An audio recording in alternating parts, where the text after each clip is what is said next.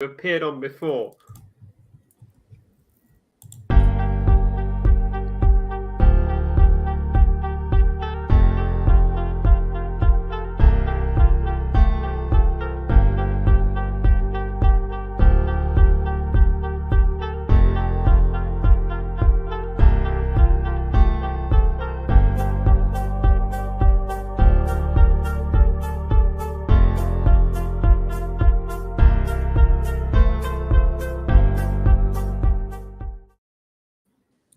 Hello and welcome. Thank you everyone for joining me. It is so good to have you here. And thank you so much to my two guests, Jenni and Phoebe. Thank you for coming. Glad to be here. Ahoy, hoy. I want to begin by mentioning that I've got big thunderstorms rolling in here. So if I get kicked from the stream, Jenni and Phoebe will just continue and I will be back as soon as I can. I generally have pretty good internet connection where I am, so that doesn't usually happen, but this is a pretty big storm, so it might. I don't think we should allow you to drop carrier unless you got a tornado coming. Come on, don't be. Oh, okay. Yeah, that's that's. You are in Tornado Alley. I mean, come on now. Yeah, we are. Come on. There was a joke at Robin's school when Robin was in marching band in high school. The band director used to say, "We will have practice. Even if there is a storm, we will have practice. Unless the storm has a name, we will have practice." Well, now they name all storms, don't they? They name the hurricanes. They only name storms if they are classifiable. So tropical depression do not get a name. Tropical storms do not get a name unless it is a particularly long-lasting and impactful tropical storm. And then if it's a hurricane, hurricanes get names. Yes. No, they started naming. I know snowstorms that they have started naming those also. Oh, really? I've not seen that. Yeah, it's not real commonly talked about, but they have started doing that. See, this is one I've got a real problem with. I mean, I've got a genuine problem with naming weather events after human beings. So, like Storm, I don't know, Zachary or something, because it makes people hysterical. Oh, look, we got this name storm coming. Run around like a complete moron. Okay, named storm coming.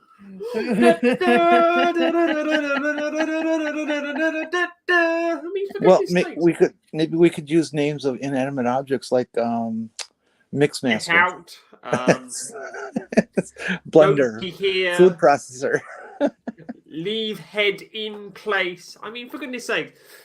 This is the thing that's happening in Britain because it's only about a few years ago that we actually started naming storms. And the number of people that go round the loony bin bonkers because a storm has a name is incredible. Whereas previously it was just, this is bad weather. This is England. It's wet. It's windy. Now, this is Storm Andrea. Ah! Ah! Like, for goodness sakes, get over yourself. Just another wet and windy day in England. Well, you don't ever get tornadoes there, do you? Yes, we do. You do? Per square kilometre, England, so the UK, per square kilometre has more tornadoes than anywhere else on Earth. Oh, okay. Well, yeah, I can see that.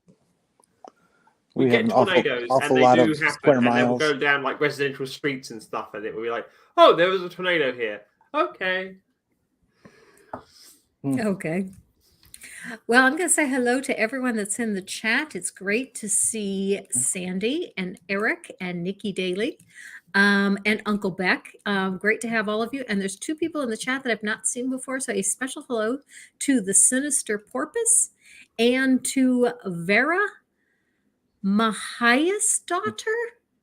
I think that's how you say it. I'm sorry, what'd you say?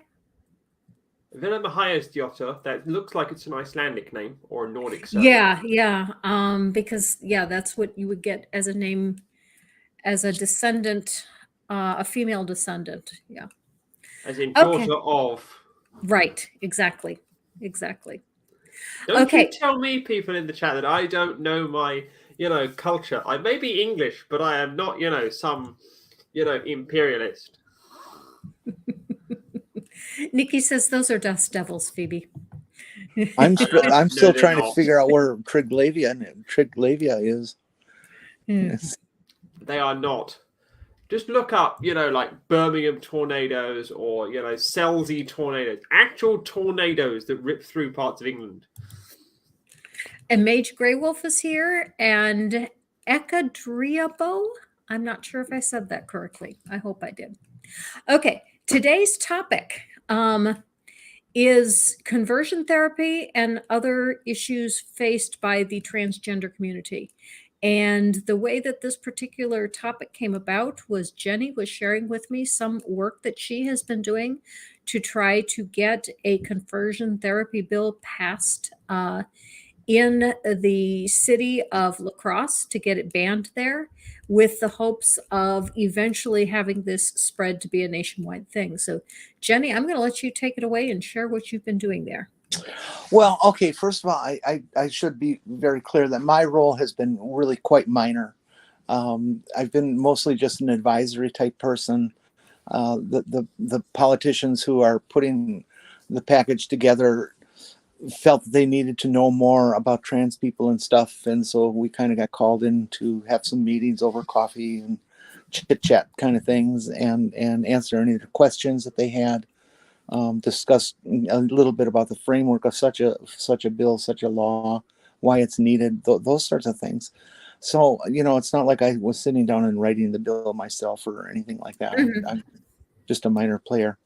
And I'm not even a resident of La Crosse, so it doesn't affect me at all. Jenni knew that this would affect me because I went to the University of Wisconsin La Crosse, and that's so right. I lived in La Crosse for a few years. What I have learned since then is this is not the first city that has done something like that. There's a number of cities, smaller and larger, around the country that. I've also I'm able to report that the bill went through its first committee hearings, and that happened over a day or two, and it did pass out of committee with a vote of 5-1. Very good. Which is pretty darn nice to hear that much acceptance. And now it's gone to the full council, and in their first day of discussions with it, when they're having people come in and citizens and make their comments and stuff, the TERFs got a load of it, and they started coming in and saying their typical terrible things with their antique science and bold-faced lies that they're well known for. And we were a little unprepared for that, our side, I should say. And so it was nerve-wracking. There was no vote for passing it. There's going to be another council meeting, and that's going to happen tomorrow, actually, at 6 o'clock. Okay. And I'm supposed to be there. There's going to be more comments from citizens, and the core group I've been working with asked me if I would come, because they think I have something to say that maybe will help. I won't. Just I think you will. But you have more to say than you think you do, Jenni. Stop doing yourself down.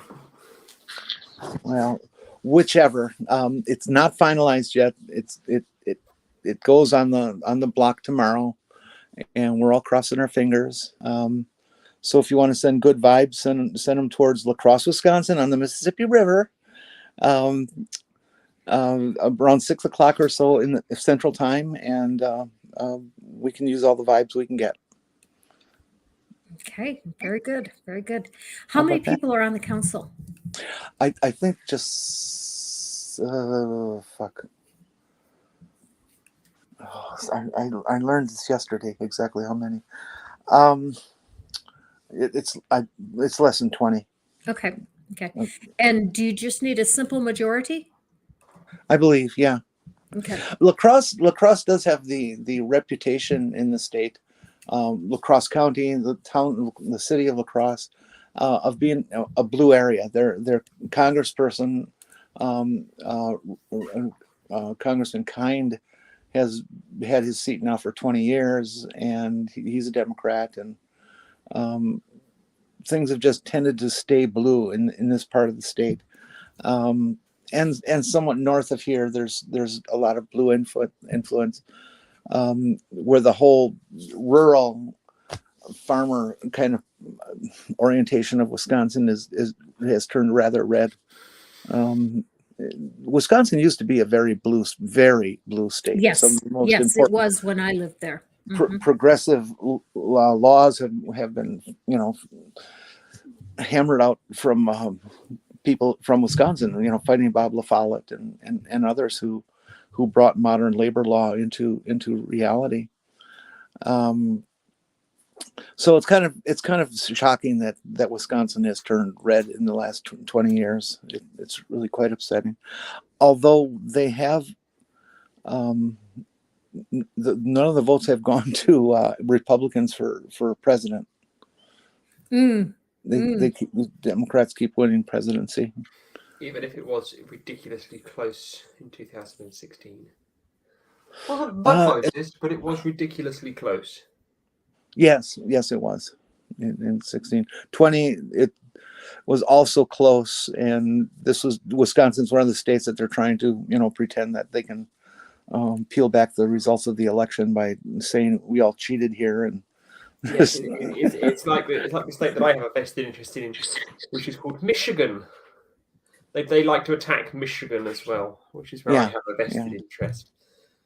Fun fact, Michigan was the swingiest of swing states in 2016, and not a lot of people remember that.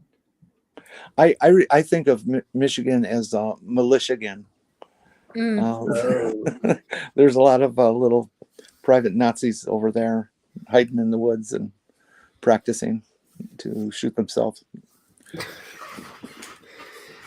Yeah, less said on that better.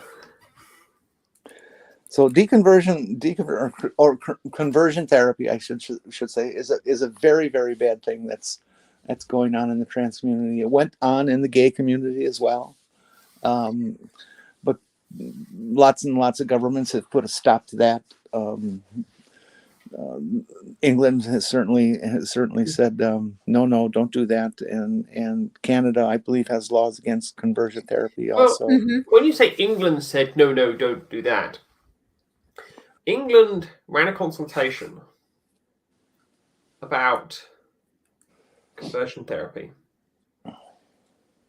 and the government have not published the results of this survey, but have decided to strip conversion therapy based on gender identity out of legislation and just keep conversion therapy based on sexual orientation, which is disgusting, really, because it is the government of England saying, oh yes, it's fine for you to be tortured because you're trans. Please move along now. Don't see anything more here. Yeah, the bill that's being put forth here covers LGBTQA, everybody. It's not separating out different groups. I'm thinking that a lot of people in the chat may not know exactly what conversion therapy is and what kind of things they do with people. Okay. Do you want to explain that? Before you do that, I'm going to jump in. Okay. Granny, what do you think conversion therapy is? Oh, that's a good question. From what I've read, yeah, I do know that there was conversion therapy used to try to convert homosexual teenagers, particularly among the religious sects. And parents would send their kids to conversion therapy to try to get them straight. Now, obviously, in the trans community, it would be therapy to try to convince a trans person that they are not trans. Yes, but do you know what said therapy consists of? I know it sometimes consists of electric shock therapy. And there was someone that posted on Twitter just yesterday, and I wish it would have been a downloadable link, but it wasn't, so I could not keep it for the show today to show it.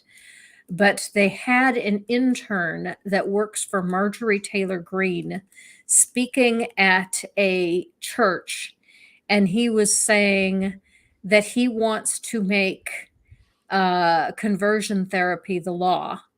And he says, I've got all kinds of ideas on what we should call this law. Is that Milo? Yeah, that's the one. Milo Yiannopoulos. If you like the cock, you get the Yeah, shock. That's exactly who we're talking about. Yep. The problem with Milo Yiannopoulos is, and I'm going to be very brief here, Milo Yiannopoulos is,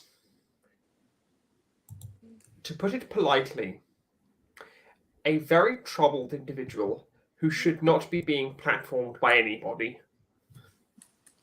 That is the simplest way that I can say this without getting a channel that is not mine demonetized or sued. He is a very troubled individual. Unfortunately, holds the same passport that I do, and espouses how wonderful it is to be an ex-gay. Whilst he claims to be an ex-gay?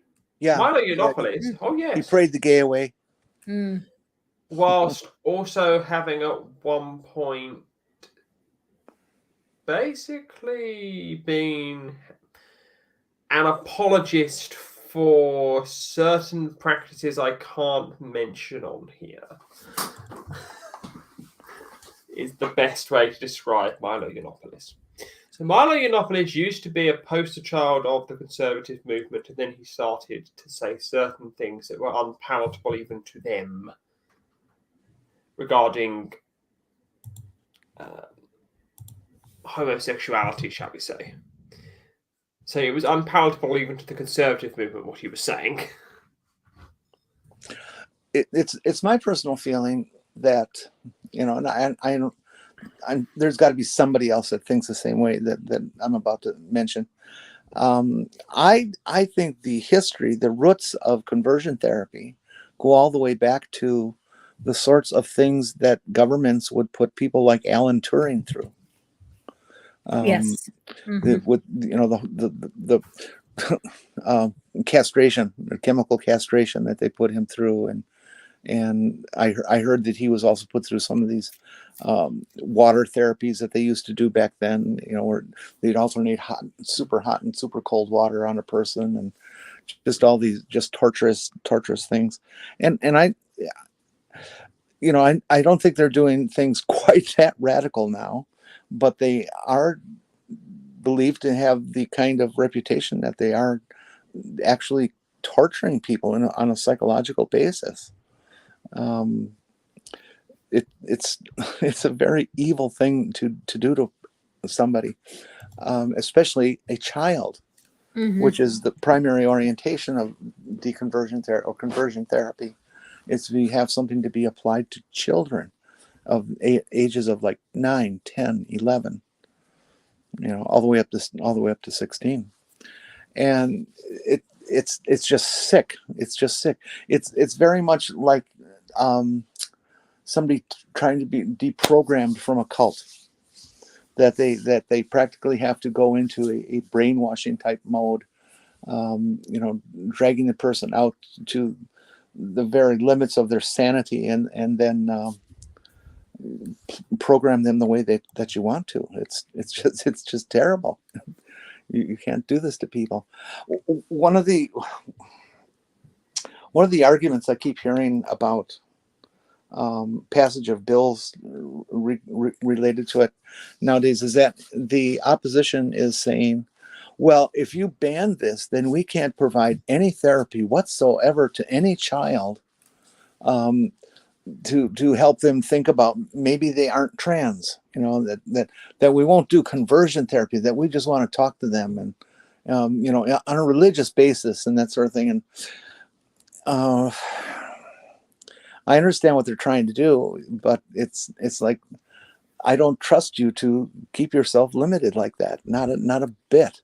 It's, The problem that you've got, and this is the argument which has been used in England, is that if you ban gender identity-based conversion therapy, you will stop all forms of therapists talking about gender identity, which is absolute 100% dog shite. It's not going to happen. Therapists that are legitimate, that are not quacks, that are not complete charlatans, know how to approach these subjects. People who are charlatans, people who are quacks, people who are going in there without their patient's best interests in mind are the ones that are worried about this, because they're going to be told, we're terribly sorry, you can't go in there with your preconceived political ideas of what is and is not this medical condition. So therefore, I'm going to start complaining to the back teeth about it because I'm worried that my practice is going to collapse, because I've been telling people for years, Dr. Ray Blanchard, that I've been able to convert the trans away because it's all, nonsense in my books. Jordan Peterson. The whole basis for it, or for the need for it, is one of those made up from whole cloth type lies that the opposition likes to do. They're saying that children are talked into being trans. Mm-hmm. That's the one that they really like to spread, and which has been a very effective weapon. I mean, they actually got people believing that that's what happens. Mm-hmm. And going through therapy relating to transgender is the absolute opposite of that. The whole process is designed, not written down on paper, step 1, step 2, but the whole process is intended to give a person, child or adult, it doesn't matter, the opportunity to examine themselves and their sense of identity and their inner wishes and strengths and weaknesses, blah, blah, blah, to decide whether they're making the correct decision, to decide if they are trans. And if they're not, they detransition all by themselves. Mm-hmm. Okay. So I was on Twitter just a few days ago and was speaking out against a TERF. And this guy was basically accusing me of doing just that. And when I mentioned that I work with children, he tagged the FBI. I thought, you have got to be kidding. You tagged the FBI because I work with children and I support the right of transgender people to self-identify. God almighty. So here's the thing that a lot of anti-trans activists don't like hearing. But the statistics that have been published over and over again, when you strip out social and familial pressures to detransition, the number of people who detransition because it's not right for them is about 0.2%. It's about 0.2%. And most people who detransition because of social pressures have a reduced quality of life, have higher rates of mental ill health, and will at some point attempt transition again. For a tiny minority, we're talking less than 1% here, transition is not for them. So transition regret rates are within the margin of error of having no regret rates at all. Margins of errors in statistical surveys are typically between 1 and 3%. Regret rates for cancer treatments, so regret rates for like radiotherapy, chemotherapy, etc., are at about 30 to 35% last time I checked. So should we be going out and banning cancer treatments now because of the high regret rate? No, that would be absurd. But it's because it's a minority, it's because it's an easy attack, and because it can be something that can be painted as the next step. Oh, look at these weirdos, freaks, nutbags, and lunatics. They can go after them. And that is where we are. We are in an age of hysteria where conspiracy theories are made up. So we've got people that are attacking trans people, gay people, vaccine makers, and any other kind of science, from climate to sports science. It's just the world To that we don't flat get to Earth, live in. to young Earth. To Yeah. young Earth flat creationists.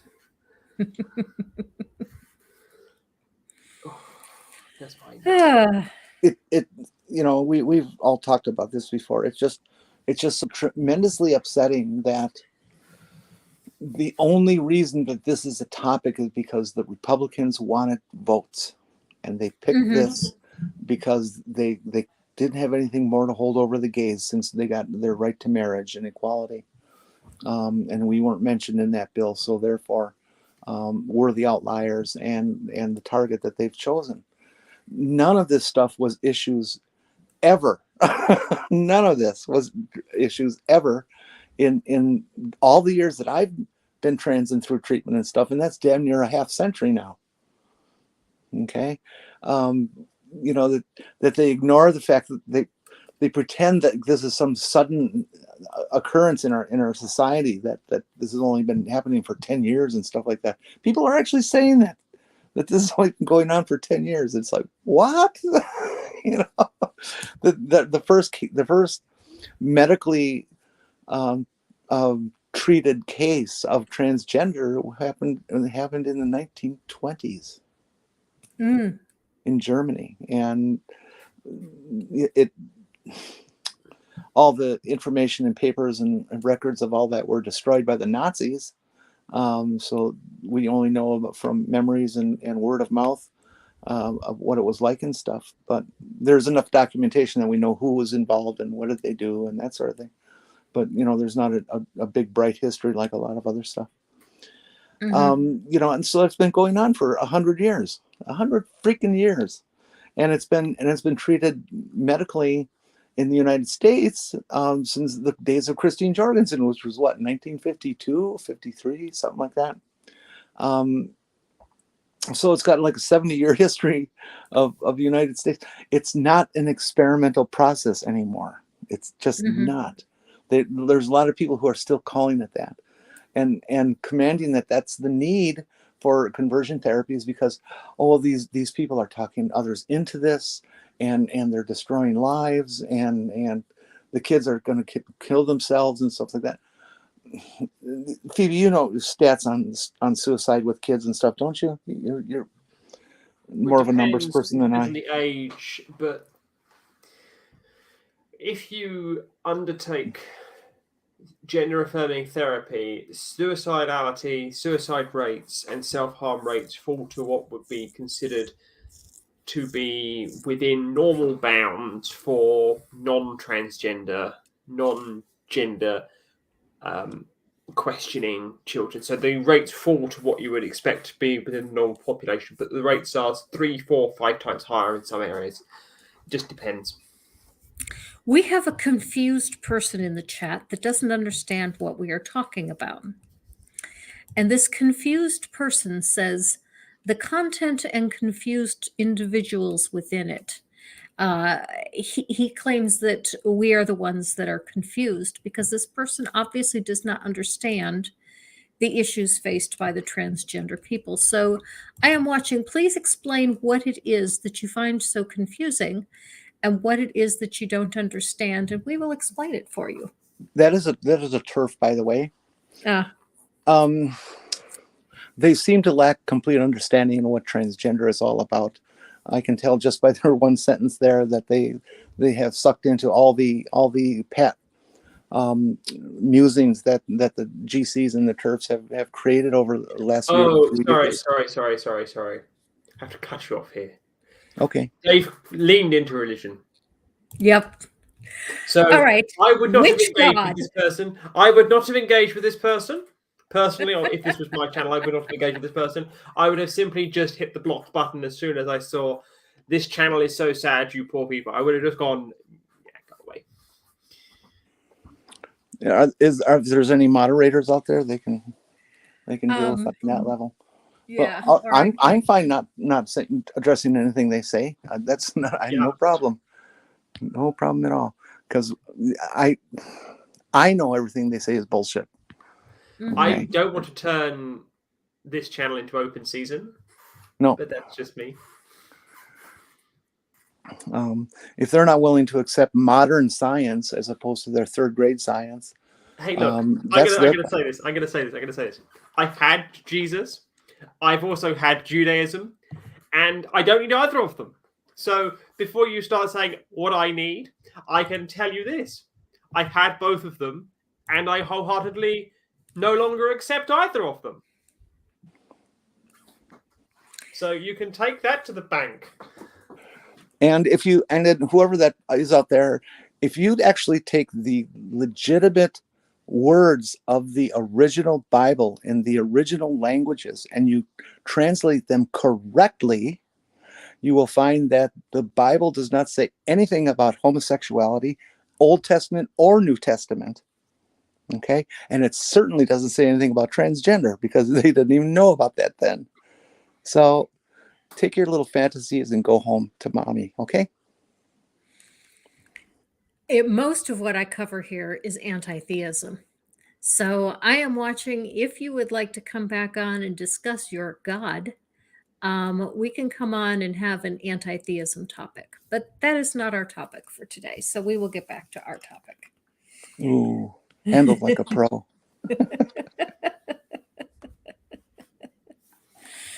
But yeah, Phoebe, I was going to mention the same thing. I've seen those same studies, and I was absolutely flabbergasted the first time I saw that when transgender people are affirmed for who they are, their suicidality is no higher than for people who are not trans. It's lower. Rates of mental ill health Mm-hmm. fall to what is considered to be normal patterns for society that we have. To me, that is a slam dunk of the entire argument. Because even if being transgender was some kind of illness, which it is most definitely not, but if it was, just knowing that this is helpful and this gives them better lives is enough to say, hey, let's give them this. It makes their lives better. It gives them greater well-being. People who oppose, whether it's a religious basis or not, I don't care. I say do not understand transgender. And what I mean by that is I don't think they want to accept the fact that we are born this way. We don't have a choice in whether or not we are transgender. We only have a choice in whether or not we're going to treat ourselves, go to treatment, or kill ourselves. And we don't need the static of people who are completely ignorant about the science, who have chosen to hang on to information that is 50, 60, 70, 80 years old instead of coming up to modern science and understanding what we have learned. I don't need you people at all. The question that I always turn around and say was, well, when was the last time you questioned your sense of self, your sense of gender? Are you comfortable with what you are? Well, when did you choose that you were comfortable with this? When did you choose that you were happy with your gender and gender identity? Most people that I have encountered that question with have turned around and said, well, I've never done that. So extrapolate from that as you will. Okay, Eka has a good question, but I'm going to hang on to that question for just a moment. And Taram is, I believe, typing a question or has a question for us as well. But I'm going to hang on to that one also for just a minute to bring up an area that I struggle with as a trans parent. And it's dealing with history, because I raised my son for 20 years or for 19 years as a gender other than my son. And I did not know until my son was almost 20 years old that my son was my son. And so when I talk about what I used to do in the past when my son presented as female, it is extremely difficult for me to think in the correct gender terms.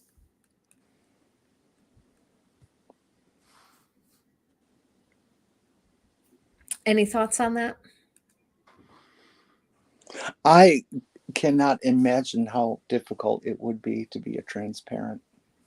I mean, having watched my own immediate family go through the mental gyrations they had to do to realize what's going on with me, and to handle a different gender, pronouns, name, all that stuff. I can't imagine being a mother who has a child that experiences it. It's got to be twice as bad as having a brother or sister that's going to do it. It's easy to think of my son from age 19 up as my son. It's difficult to deal with the past. Go ahead. I was going to bring up Taram's question. Taram asks, I think the trans community was about 0.6% in 2016 in the US. If so, any percentages used within the community will appear higher as the community as a whole is a lot smaller than ours. So the 0.6% is an estimate by the Williams Institute, but 0.6% of the US population is still in excess of 1 million people. So that's still a large number of people. In other countries, it's believed to be, according to the Canadian census, 3%. And other, so 0.6% is on the lower end of the estimates in 2016, is when that estimate was made by the Williams Institute. So the Canadian census extrapolated that they have 3% of the population of Canada. So we're talking single figure percentages here. We're not talking about 10, 20% of the population, which is what is sometimes pushed as, oh my God, we're going to be transing the country. No. But I do understand that having a smaller base is going to, in relative terms, have a difference to the data. But 0.6% of the US population, considering the US population is 330 million, is still... Oops, we lost Jenny. You're taking 330 million as the population of the US. 0.6% is still 2.2 million people, which is still an awful lot of people. Yes, it is. So, yes, it is. Whilst as a relative term, it's going to be relatively smaller, in actual physical numbers, it's still a very large number. 2.2 million people is still considerably larger than about 80 countries on Earth. So I understand where Taram is coming from with the question, but it has to be remembered that percentages are only as good as the raw numbers that underpin them. So you could have a percentage terms of 100% increase going from 1 to 2, or you could have a percentage terms increase of going from 100% of 1 million to 2 million. It all depends on what the underlying figure below that is. I think another thing that may affect the figures is when Jenni first started being treated for gender dysphoria, the rhetoric against the trans community was so extreme that the community was extremely hidden.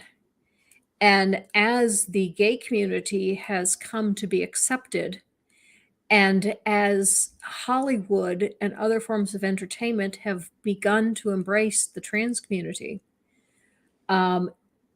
even though it is still not acceptable in a lot of places, I mean, trans people are not accepted in a lot of places. They are much more so than they used to be. And because some people are now celebrating when trans people transition, it's just beginning to become more acceptable. And as a result, I think more people who have always been trans but have essentially been in the closet are starting to come out. One thing that I thought was quite amusing is I would say a third of my friends are trans. And so I was thinking that the percentage of the population that's trans is much higher than it is. And when Jenni told me what it really was, I said, then how come so many of my friends are all trans? Because you're in the business. This is true. Listen, folks, before, until I started hooking up with Twitter, 4, 5, 6 years ago, except for the time that I was in treatment, at a university where other people came to receive treatment and we had things like group therapy. Other than that time of my life, I don't know a single other trans person. And I'm trans, okay? Mm-hmm. None. We're such a small number.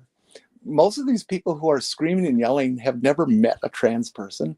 The people who are writing these nasty bills in the States, preventing kids from playing in sports, they have never met a trans person. In I believe it's Arkansas, they passed their no trans kids in sports for one student in the entire state. That was Kansas. Was that Kansas? Okay, sorry. Kansas, Kentucky. I don't begin with a K. I know it was a K state. Arkansas. That's a city. So it's doubly anger provoking because they're making all these horrible statements and getting all these people fearful and things from people that they've never met, and many of them never will meet a trans person. Well, they will meet a trans person, but they won't realize they've done it. Here's the thing. Here's the thing that I don't understand is that all these people complaining about women in men's toilets and men in women's toilets have probably already had a trans person walk past them, and have probably already shared a toilet with a trans person without even realizing it. There was a story that I read on Twitter the other day. There was a trans man complaining that there was a lack of sanitary facilities in the toilet they were using, so went into the ladies and was followed in by this big grizzly man who was screaming, "There's a man in the toilets." Yeah, you, mate. Because you've decided to invade the privacy of somebody else. Not realizing just how ridiculous they are and how absurd they are when they go, "Ooh, I'm being a complete moron here."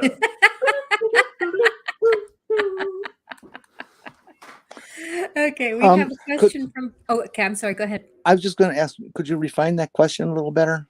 I'm not... The question from Eka? I understand the sentiment behind the question. And The question is essentially, can a person first realize that they are trans at adolescence or beyond? In other words, is gender dysphoria something that always comes in early childhood, or can it develop later in life? So it depends on a number of factors, and the science is still I'll be right back. The causes are. So there are individuals who will say that they have experienced gender dysphoria in their early 20s at the earliest. There are some people that will say they've experienced gender dysphoria at the onset of puberty, and there will be some people that will say that they have experienced gender dysphoria from 3, 4, 5, 6, 7, 8 years old. Me personally, I didn't start experiencing what I considered to be gender dysphoria until I was about 13, 14. Other people who've been on my show have said, no, I finished puberty and I had coexisting mental health problems that I dealt with. And then I realized that, hang on a minute, this isn't going away. This other feeling. So then they recognized that they had gender dysphoria. Or you have some people that will say, well, I was experiencing gender dysphoria from my earliest, so 3-4 years old, or where my first memories are. So it will very much depend on the individual. It will very much depend on your own development. It's like, say, for example, something else. So there was a piece on the television today that I was watching at lunch that people were being diagnosed with dyslexia more. So people being diagnosed with dyslexia in their 40s and 50s. It's probably something that's always been there, just like gender dysphoria is something that's probably always been there. But it's how it manifests in that person and how you recognize it within yourself and how it's then diagnosed within you. So autism is another example, how autism is now being more understood because we're moving away from the Baron Cohen models of it being all based on males of a certain stereotypical male kind of pattern that's going on. So we're now moving towards, and the science is moving as well as the individuals are becoming more aware of these things as society, particularly in what is a very Western medicine, Western therapeutic way of looking at these things.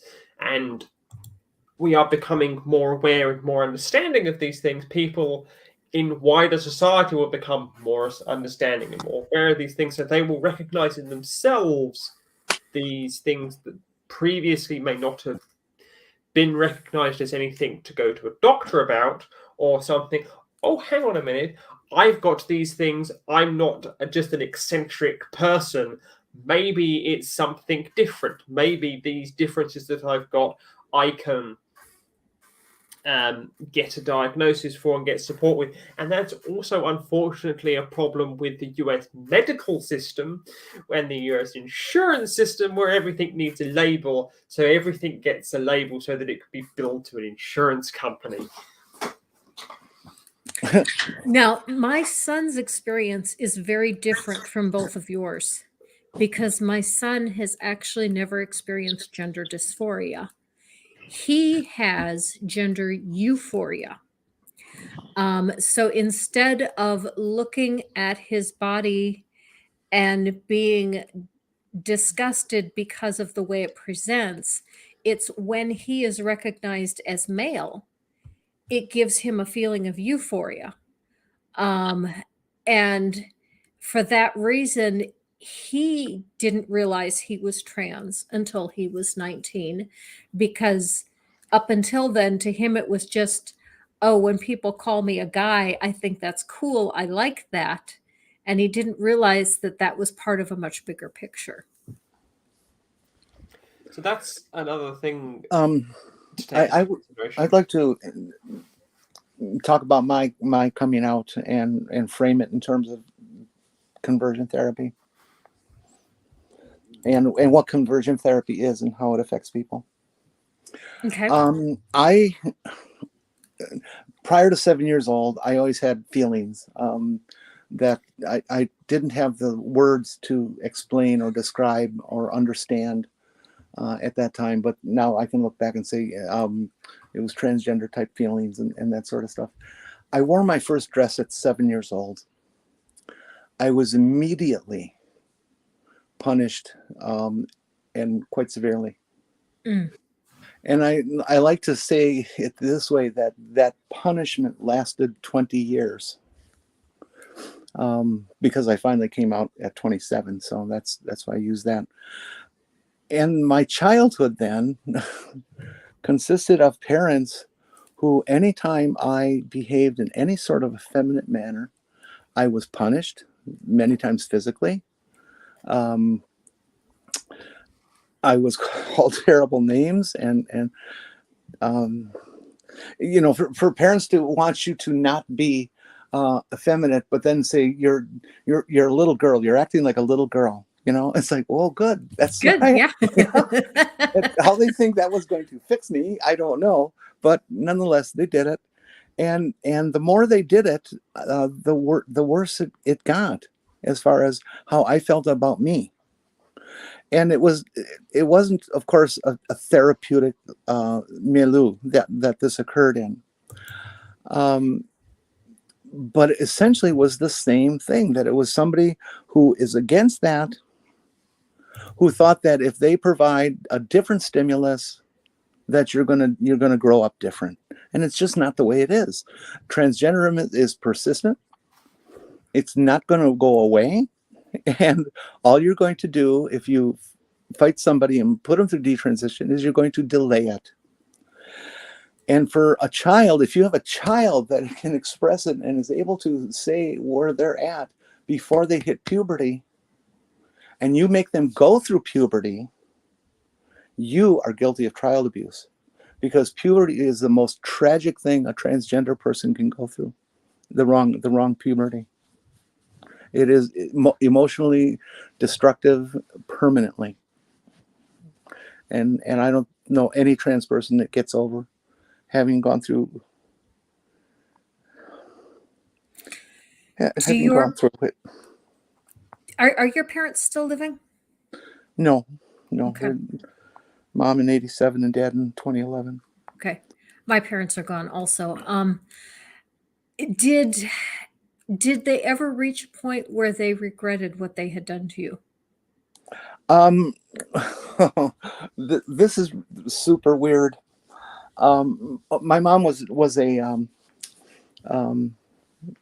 well, when she died, she was a bachelor's of science nurse and a registered nurse, and she ran a big emergency department, very advanced in her medical understandings. Not a doctor, of course, but certainly smarter than a lot of nurses I knew. And so she had a medical background, medical understanding, even back in the 50s. And certainly I was, just a fetus when Christine Jorgensen happened. So I don't know what they learned about it or experienced with it or talked about, but it was something that occurred in their lifetime that was all over the news. So they had to have some exposure to it. And my mom, all my life, even though when dad was around, she would say things, don't act that way, that kind of stuff. She also decided that, and it's very binary, very stereotypic. She also made me learn things at a real young age of like 7 years old, 8 years old, how to wash dishes, how to do laundry, how to clean, how to vacuum, how to sew, how to iron. And all these things that would be typically a woman's duty in those days. And finally, as I was reaching maybe 14, 15 years old, I asked my mom finally, why do I have to learn this stuff? Gary and John don't have to. And she just looked at me and she said, someday you're going to need to know this. And that was it. I didn't understand what she meant, but mom knew what was going on. She understood. And I think actually it was those kind of events and learning those kind of skills and having that time with her that was one of the things that saved me from falling deeper into the hole than I did. Well, that's good. I'm glad you at least had something with her. Yeah.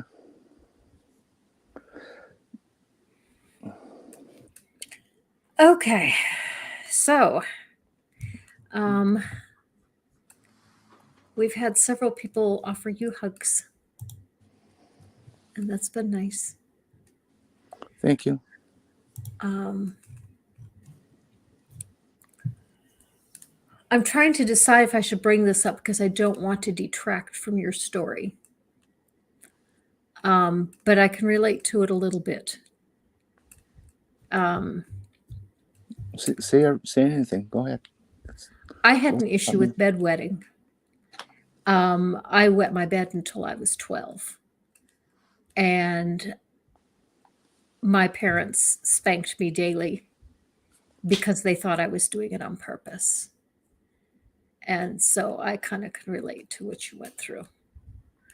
they didn't figure out until I was about 7 that I was not doing this on purpose. I wasn't doing this because I wanted to.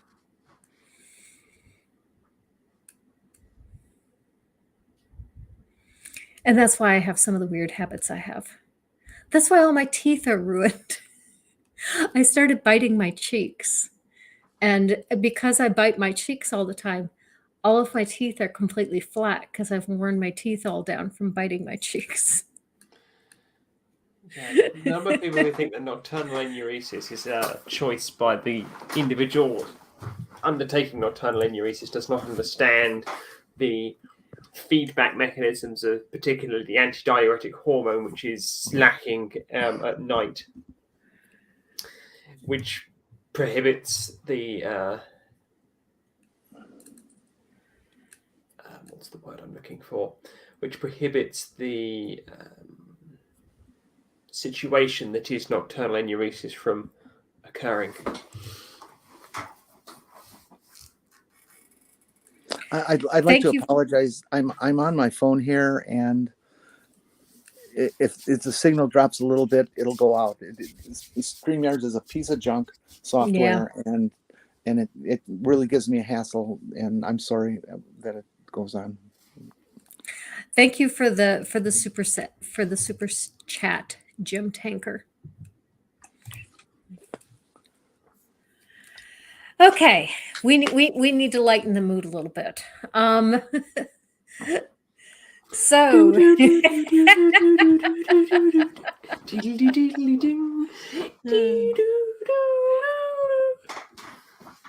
That was a good let's show. see. That was. I enjoyed that show when it was on. I wasn't so much of a fan of the remake. But here's a question for the pair of you: were you Mulder or Scully? Oh, jeez. My dog was Mulder. You were doing the Twilight Zone theme.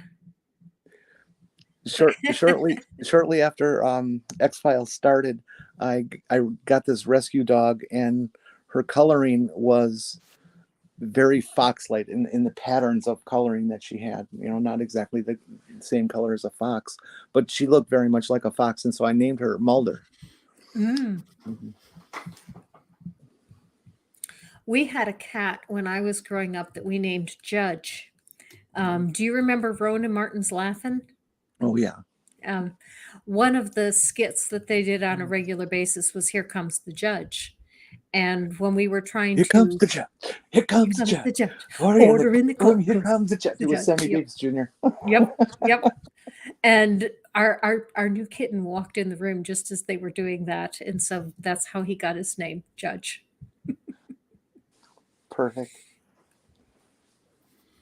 I liked X-Files a great deal. That was my show for a long time. You never answered my question though. Are you Mulder or Scully?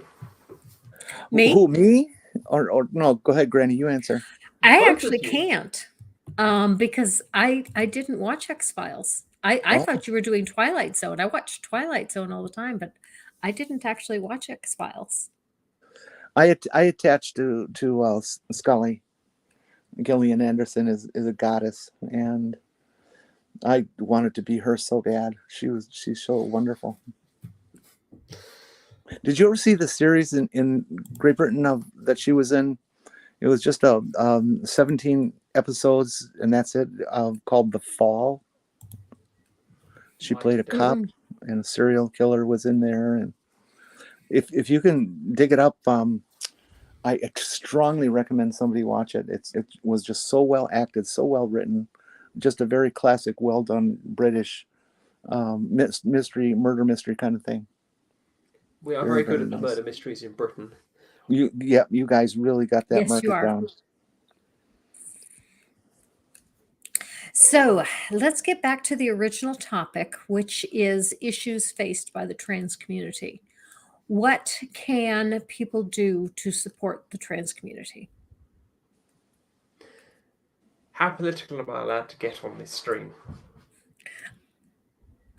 How political am I allowed to get on your stream? As much as you want. Vote, I've protest, done entire... write to your congressman. Okay. Doorstep your congressman. Doorstep your senator. If you're in America and you know who your state representative is, doorstep them, write to them, phone them, harangue them, make yourself seem like you are a million different people. Make yourself the most irritating and annoying person that you can, because guess what? Anti-trans people are the most irritating and annoying people that these people get. And they think that the electorate is made up of all these people that are screaming and shouting, but it's not. So guess what? Start screaming and shouting on the other side to these Congress people, to these senators, to these state representatives, to these governors. Make their inboxes full of pro-trans rhetoric. Make it out that anti-trans people are lunatics, ridiculous human beings, and make out that you are more than what you are, because you are more than what you are, because you are on the side of science and you're on the side of humanity and you're on the side of people existing. Whereas these anti-trans people have to deny science, have to deny public opinion, and have to go against people just existing. It is exactly the same as when people were campaigning for civil rights. People took to the streets because they knew that it was what was there. Trans people take to the streets because we know what's there. You need to stand up and start screaming, "Excuse me, you lunatic, stop being a lunatic, make out all you like these things are happening." And you need to be told that what you're doing is complete nonsense, you elected lunatic, because you are trying to destroy my life. So how dare you? And you're trying to destroy the lives of other people. How dare you? I'm not going to let you destroy their lives, because then what's going to stop you from trying to destroy my life? So it's this slippery slope. So you've got to stop these people now. Stop them now. Make their lives uncomfortable, and do it now. I've written a couple letters, and I've been very mildly deceptive in that in my state, they did pass a bill making it illegal to offer any kind of gender affirming care other than counseling to children.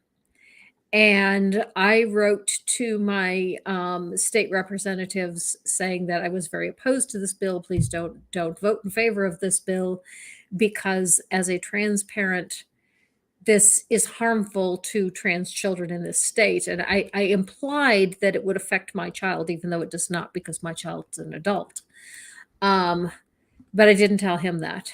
But I also knew that it wasn't going to do me any good, because for every one of me in my state, there's 50 people against me. But I'll do what I can. Only at the moment. Okay. Something I've been experiencing locally here with this bill thing, and being in the background, getting to watch and all this stuff. There's a lot of legislators that just don't understand the issue and go with whoever's in charge at the time. Okay. Mhm. I'm sure there's a lot of Republican state representatives and senators in your state that pass those nasty laws, who don't understand it, who don't really realize that they're dealing with people who are purposely lying, purposely manipulating, because they want this group of people that they hate to conform to what they want them to be. Right. Exactly. This is just plain and simple fascism. Okay. And it's all religiously based, and they don't stand up there and say, "Oh, well, God says this, God says that." They've learned enough about politics that they don't mention God anymore.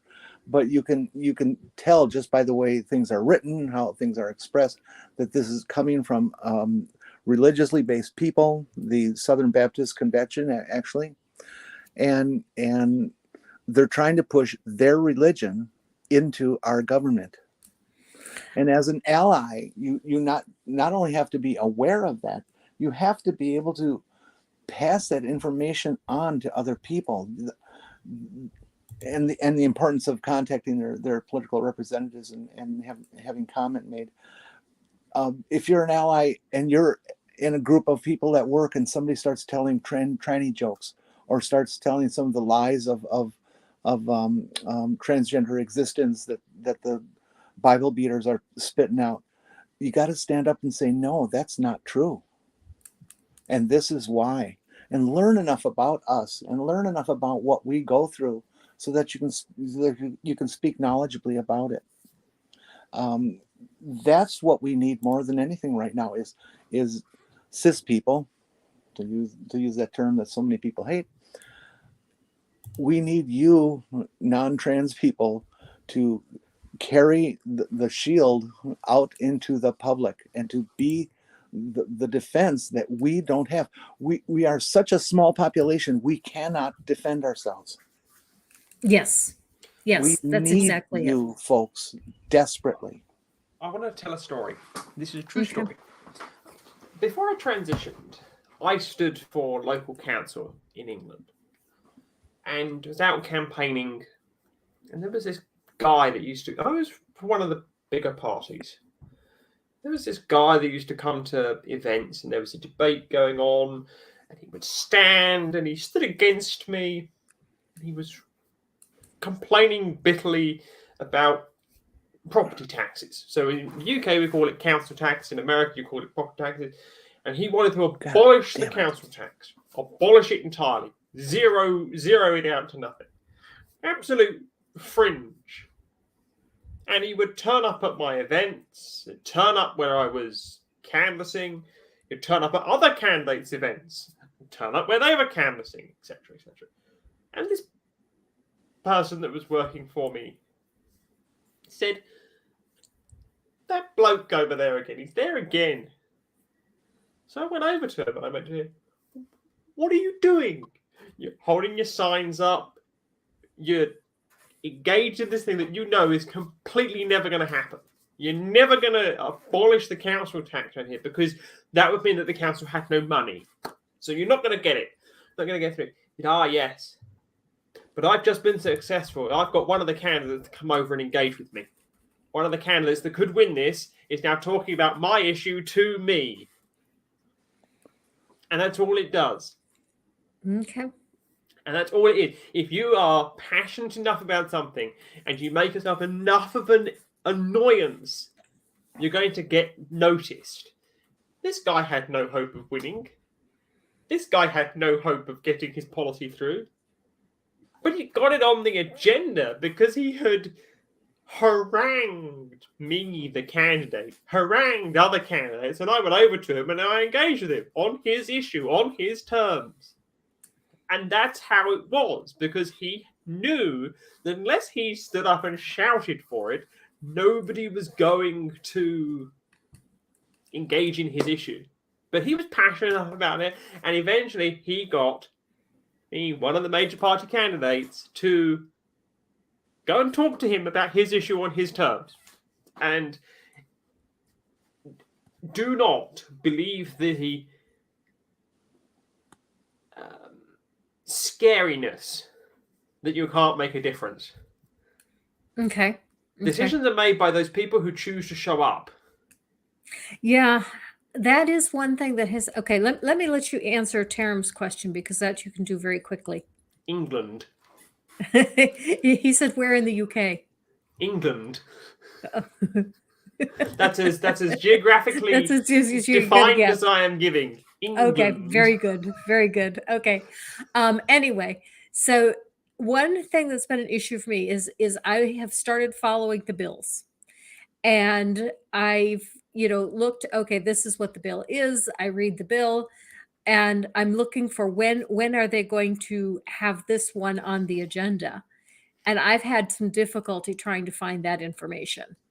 I've put, ring me, notify me when there's action on this bill, and then a week later I read, okay, they passed it. And wait a minute, how did it get passed? And I didn't even get a notice that they were going to even be talking about it.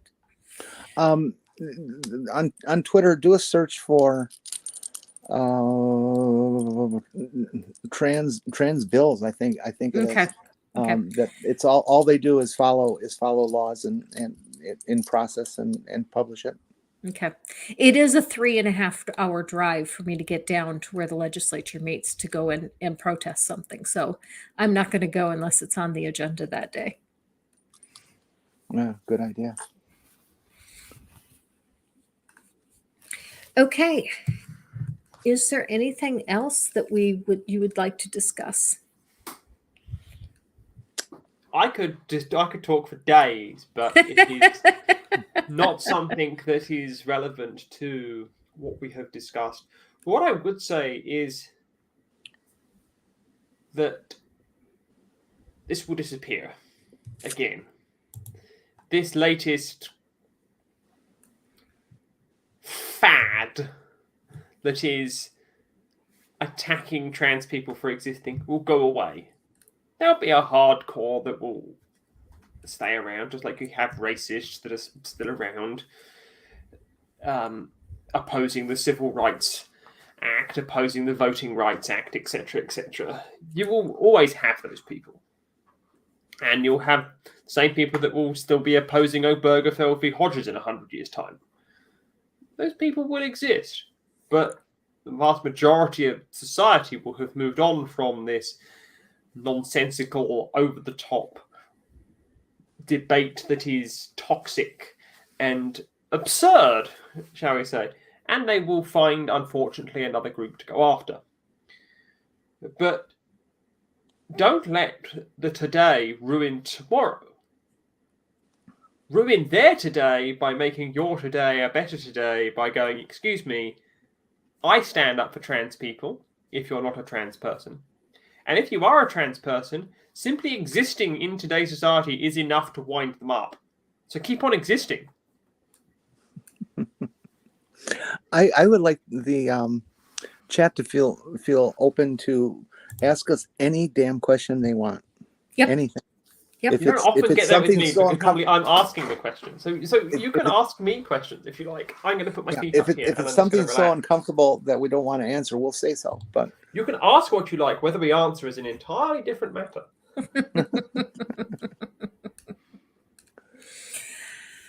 Oh, let's see. there are a few things that I won't get into. I don't know. What did you have for dinner? That's one of the things that, off limits for you, Jenny? I had a cup of noodles.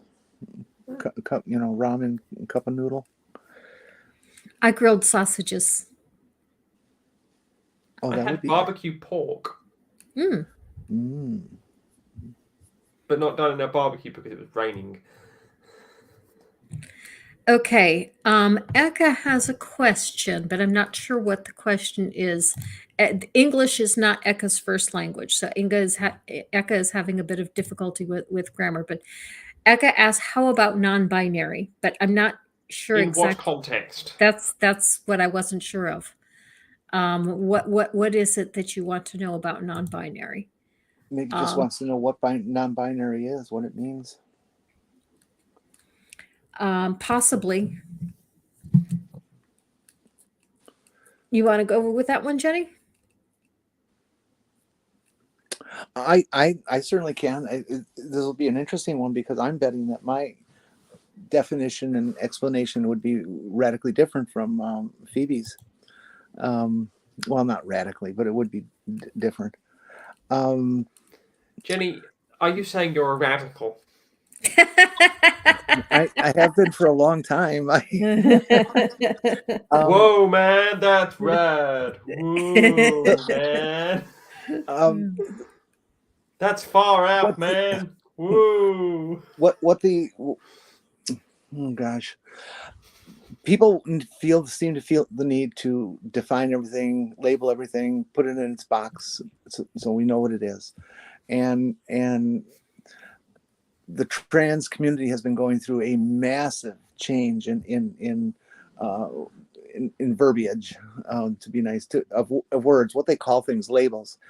And people have been struggling with having sensible definitions and flow charts and what goes where with this. Okay, that being said, non-binary means that one is not in the stereotypic male or female gender roles. Okay, that if you think of gender roles as a continuum, On one end, there's going to be male. On the other end, there's going to be female, and that's a binary. Okay, and that is the binary is what our cultures, our Western cultures, Eastern cultures, everybody has been dealing with for the last 10,000, 20,000 years. Okay, it's a hard nut to crack. But the reality is that nobody is really binary. Okay, every guy out there does something that would be considered in the feminine role behavior of some sort, and every woman out there has something that they do that could be considered masculine. And so in a way we're all non-binary, but then we're not. Okay, if people want to put me in a box, I would be considered a binary trans woman. Okay, because I really don't have any interest in doing male things, but I do. You know, I fix my own car, but that's the way it is. When you take the term non-binary or binary, you're not saying the one thing about a person. You're expanding on their other identifying features that they have for themselves. Like if somebody says, I'm a non-binary trans masculine guy. Well, that's going to mean that they kind of live in the middle of things, but they tend to be more of a masculine sort of person, but they don't necessarily live in that role of a masculine person. That they live in that role and the role on the feminine side of the spectrum, and of course, just the converse for a trans femme person.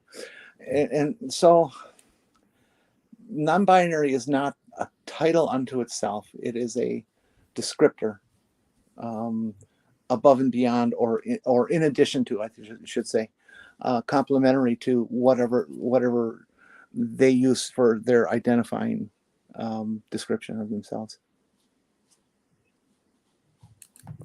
Go ahead, Phoebe. You say what you want.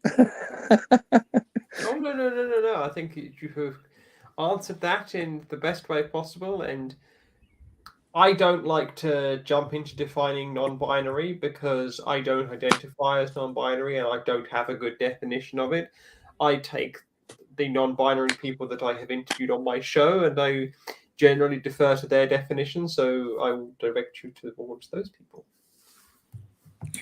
John Wayne makes the comment, wealth inequality is at the health of the rot. And I'm not sure about that. That's disputable. That's something that I would take issue with.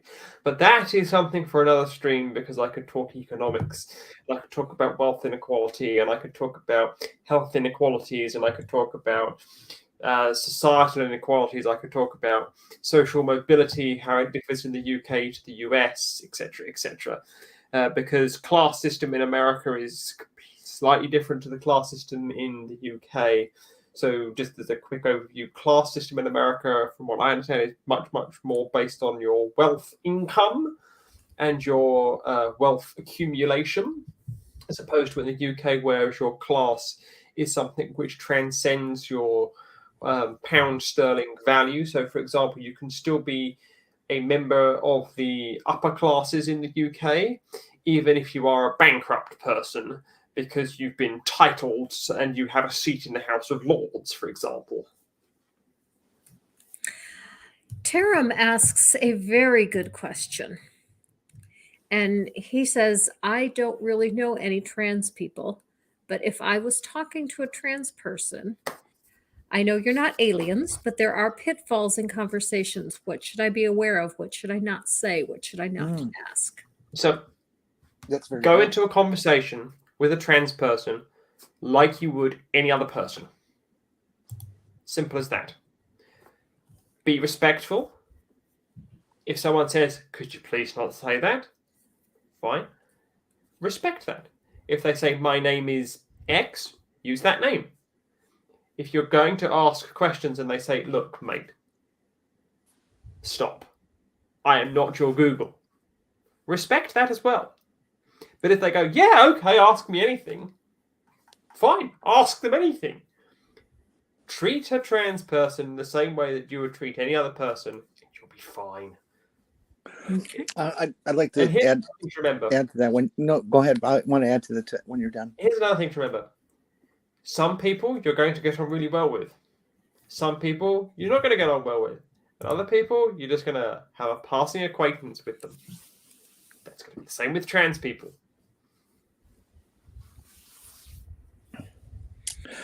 Hello, sentient purple.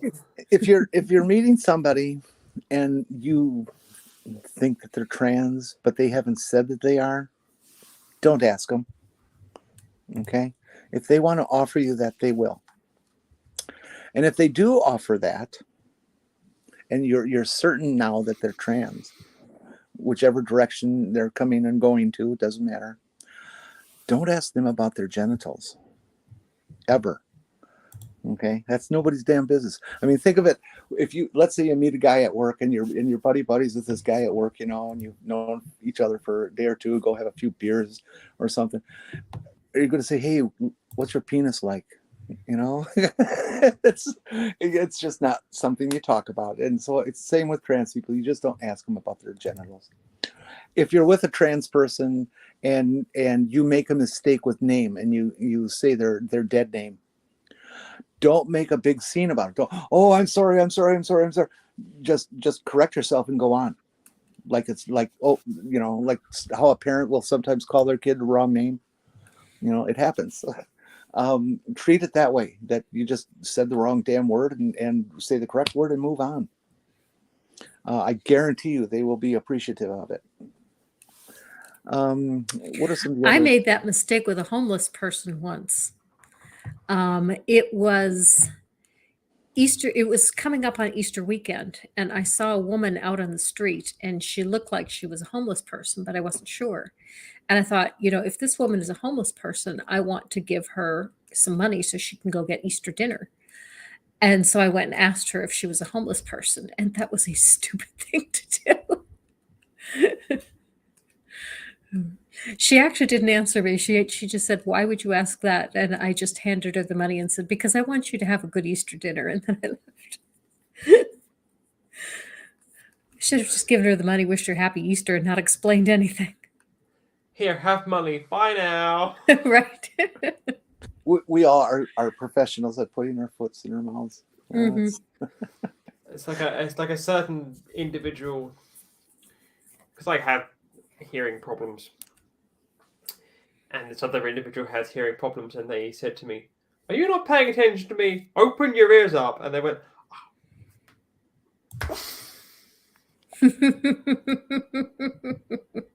I would if I could. Yes, there is some of that, John Wayne, that there are businesses that have become very stick it in your face about it. And like Target, I believe I've been told that they have signs that specifically say that they welcome trans people to use the bathroom of their choice, whatever they feel is appropriate for them. But then there's, let's see, what state was that? Was that Tennessee? I think it's Tennessee that just passed another hate law, which is what you should call all of these. They are not sports bills or bills about children. They're hate trans laws. Okay, that's all they are. Anyways, that they put together a law that requires a business to put up a sign that says this business allows trans people to do this or that. They spelled out the wording specifically to make it sound like that they're doing something disgusting. Okay, so it goes both ways as far as how people are dealing with it. Okay.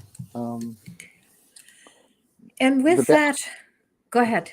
Finish your thought. I was just going to quickly say the bathroom crap is one of my most anger-provoking topics that we go through. The whole bathroom controversy was started by a couple of guys in a bar who were trying to think of ways that we can really fuck around with the political system and get people really hot and angry so that we can get some votes. And they said, "Oh, well, let's take on trans people in bathrooms." They made it up. And a few years later, they admitted it, and it was in print. Okay, so we know that it was bullshit. Mm-hmm. There has never been an instant anywhere that I'm aware of ever of a trans person harassing a non-trans person in a bathroom. It just doesn't happen. Mm-hmm. However, it does happen the other way around, that trans people Right. are hassled by straight people in the bathrooms, but it doesn't go the other way. Mm-hmm. Okay, it just doesn't. Okay, with that, I'm going to wrap us up for the evening because we are running out of time. But I want to thank everyone in the chat for your comments and for your questions. They have been wonderful. I want to thank Jenni and Phoebe for providing us with very good information. And Jenni, thank you so much for the work that you have been doing as an activist, and Phoebe, you as well in your country. I don't see it here, but obviously you're doing some good work in your country as well. And with that, Phoebe, is there anything that you would like to plug on your channel coming up? Yes, more interviews are coming up. Watch my interviews, because I interview people. I interview trans people, non-cisgendered people. I interview lots of them. I had a very good interview last time, which you should all go and check out, with the wonderful Jamie Kelly. You should go and check that interview out, because Jamie Kelly was a wonderful guest. We were matching tops in the interview. Cool. You're selling yourself short. Phoebe does a marvelous program. Each week, she takes somebody and does a transition story on them. How it came about with them, what moves did they make, how it's been affecting their lives. She's an excellent interviewer and asks some very significant questions that don't make the people uncomfortable, and so they reveal a great deal. And she's just very good at it. So I highly recommend you catch her show. You should all go and watch season 1, episode 4. We'll go watch season 1, episode 4. Stop that. Season 1, episode 4 has a certain guest that's also on this panel. Okay. Phoebe, do you have a regular schedule? Do you have your stream at a regular time, or is it just whenever your guest is available? I like to stream on a Saturday. Okay. 1 Eastern, which is 6 UK. Okay. But normally it's when I can get my guest to come on. Mm-hmm. So you will normally find me after Live in the Hive and before Medical Myths. So I normally fill that slot. So if you know those 2 shows, those 2 creators are also fantastic creators. But I normally try to slide in the middle there. The shows are now, they've gone from 60 minutes to 90 minutes. So Jenni, you got shortchanged, you did, by me. So you only got 60 minutes of an interview. Oh, well, I'll come back for 90 minutes of an interview. You get 90-minute interviews with me now, and it seems to work. But yes, I say I generally tend to try to. Ox has asked if your ego has calmed a bit because he's not feeling it tonight. It's 2:30 in the morning, Ox. Jenni, is there anyone you would like to shill for? No.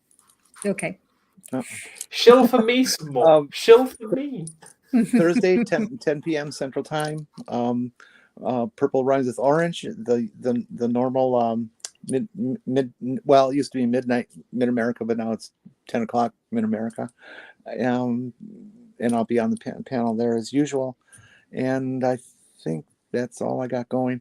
Right after this, I'm going over to Bee's Uncle Beck. Mm-hmm. And so if you want to come on over there and continue harassing folks, come on, do it. Okay, very good. And what I have coming up this week, I'm producing a video that's a response to Dr. Gene Kim as he expresses a bit of homophobia. And then I've, just a bit. little bit. A diluted bit of homophobia. It's like orange squash that you put the water in. Oh, look, it's much more diluted. Is that the guy in Texas? No, this is a guy that's in California. But one thing that's really hilarious about the whole video is he's dumping on Calvinists and he's dumping on transphobic preachers and then says, I'm just like them. And yeah, he seems to have a difficult time picking what side of the issues he's on. The mention I just made about the guy in Texas, there's a preacher down in Texas who released something in video form where he rants and raves and screams and yells and insists that all trans people should be executed, should be shot in the back of their heads, because that's what God wants and that's what we should all do. Is that Jonathan Shelley? I can't remember his name. I was Okay. so mad at it just wouldn't plant in my brain. But you can track down what town he's in, and it's some W thing, and you can send the town that he's in, send them an email and say, hey, look what you've got there. You want to become another Uvalde? Because you're got a guy who's brewing up to it right now. Why don't you talk to the police about this guy? Jonathan Shelley is one of the NIFB pastors like Steve Anderson, and he's in Texas. His church got kicked out of the building that they were in because their transphobic preaching was so bad that the owner of the building, who was a Christian, kicked them out. They filed in court to have them evicted, and they won. But they just moved down the road a bit and found another building to meet in. So he's still preaching his hate. The people I feel really bad for are the children that have to grow up listening to that all the time. Yeah. Yeah. But we're the ones who indoctrinate. Yeah. Yeah. Okay. With that, we need to lighten the mood again. we got a little too dark again. Yeah. But with that, the weather's been perfect in Minnesota, mid-70s, sunny. Okay. Light breeze. It's been for I'm just like a going week. to say this to Ox. I will never engage that individual. That person is beyond redemption. Yeah, we won't say that name. I'm not even going to put the comment up because I don't want to say that name. Okay. Thank you, everyone, for coming. Thank you all in the chat, and thank you especially to Jenni and Phoebe. And everyone, have a nice evening and live your life. Good night, Chloe.